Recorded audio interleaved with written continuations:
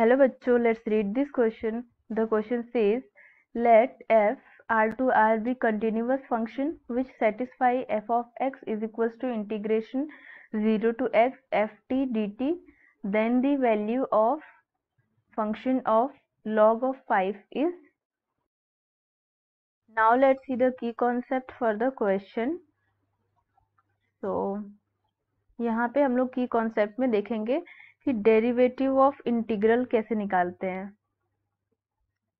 Derivative of integral जिसका कि limit हो, अपर लिमिट और लोअर लिमिट। तो उसके लिए जो हमारा फॉर्मूला होता है, लेट सपोज हमारा इंटीग्रल इस फॉर्म में है। यहाँ पे है जी ऑफ टी कोई फंक्शन है और यहाँ पे हमारा एच ऑफ टी कोई फंक्शन है एंड यहाँ पे एफ ऑफ एक्स का हमको इंटीग्रेशन करना है डीएक्स। अगर हमें इसका डिफरेंशिएशन करना है तो हमें ऐसे करना पड़ेगा कि पहले हम लोग इसका अपर लिमिट का डिफरेंशिएशन करेंगे जो कि हमारा हो जाएगा एच डैश ऑफ टी से हम लोग लिख सकते हैं, और उसके बाद हम लोग क्या करेंगे, उसको हम लोग अपने फंक्शन में रख देंगे। यहाँ पे हो जाएगा f of H of t and minus, फिर हम लोग क्या करेंगे, लोअर लिमिट का डिफरेंशिएशन करेंगे तो हो जाएगा g dash of t and similarly यहाँ भी अब इसको हम लोग फंक्शन में रख देंगे। So f of g of t. तो ये हमारा, इसमें हमने क्या किया, अपने लिमिट्स को सब्स्टिट्यूट कर दिया। तो ये हमारा हो गया formula for derivative of integral. अब इसका यूज करके हम लोग क्वेश्चन को सॉल्व करते हैं। क्वेश्चन में हमें कंटिन्यूअस फंक्शन दिया हुआ है f of x is equals to, यहाँ पे लिमिट लोअर लिमिट 0 है, upper limit x, f of t d t, और हमें value of natural log of 5 निकालनी है। तो यहाँ पे हमें एक क्वेश्चन गिवन है विच इज, पहले तो हमारा एफ कहाँ से कहाँ तक है, it is from r to r and हमारा जो एफ ऑफ एक्स है वो है integral 0 to x f of t d t. तो यहाँ हमें वैल्यू निकालनी है f of natural log of 5। So अब हम लोग सॉल्व करते हैं। तो ये जो हमारा फंक्शन है, पहले हम लोग इसको डिफरेंशिएट कर देते हैं।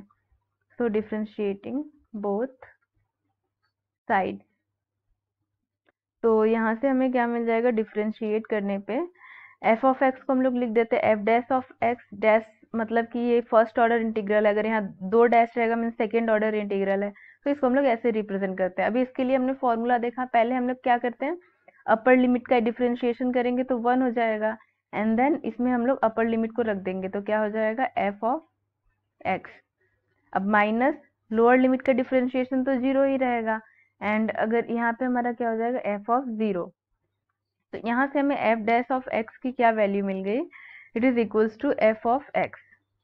अब हम लोग इसको ऐसे लिख देते हैं, f dash of x upon f of x is equals to 1, और यहाँ पे हमारा क्या है, f dash of f of x कभी 0 नहीं रहेगा, इस केस में विल नेवर बी 0, नहीं तो ये वैल्यू हमारी इन्फिनिटी हो जाएगी। अब हम लोग क्या करते हैं, इसको इंटीग्रेट कर देते हैं, इंटीग्रेटिंग बोथ साइड।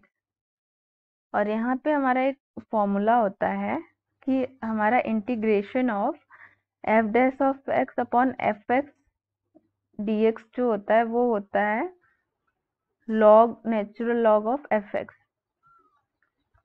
तो ये हमारा, अगर हमारा न्यूमरेटर में डिनोमिनेटर का डेरिवेटिव है तो ये नेचुरल लॉग के इक्वल हो जाता है। तो यहाँ पे अब हम तो इंटीग्रेट कर लेते हैं, तो इधर हमारा हो जाएगा f dash of x upon f of x dx is equals to integration 1 dx। So इसके लिए हमने फॉर्मूला भी देखा, तो ये हो जाएगा natural log of f of x is equals to 1 का इंटीग्रेशन तो x हो जाएगा, यहाँ पे x प्लस, यहाँ पे हमारा यहाँ पे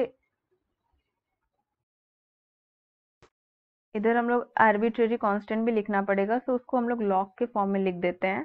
तो हमारा हो जाएगा ln c के फॉर्म में लिख देते हैं। अब उसको हम लोग लेफ्ट हैंड साइड में लाते हैं, तो ln f of x minus ln of c is equals to x हो जाएगा।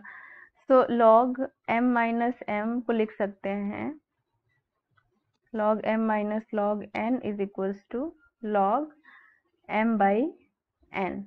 तो ये हमारा log का फॉर्मूला होता है।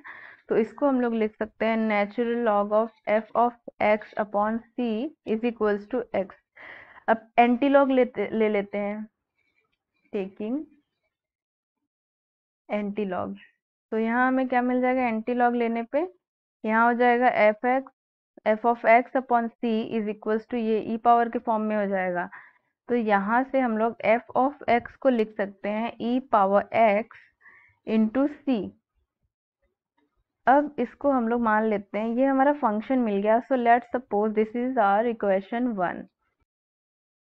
अब हमारे पास जो फंक्शन की इक्वेशन थी वो क्या थी, f of x is equals to integral 0 to x, ये हमें क्वेश्चन में दी हुई है।